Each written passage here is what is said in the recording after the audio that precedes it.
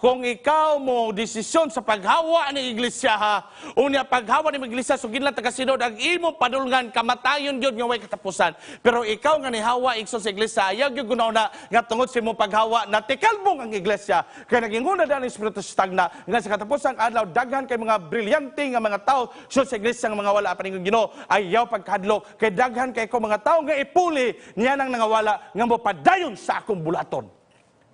Muna nga ayaw kay pagpasalabi, kana kay wa na ko diya, mo wa na, lisod na kay na. Kana, dili na sila kagul, wa na ko.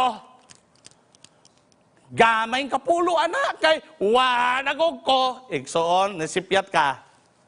Kay kaya ipadagan sa Ginoong iglesia. Taliwala ni mo kanako. Tungod kay iglesia sa Ginoo, dili kini mawala. Hangtod sa pagbalik, bagong langit o bagong yuta, magatapok ang tanulod ano sa pagsimba sa Dios kay kinihangtod ni siya sa kahangturan.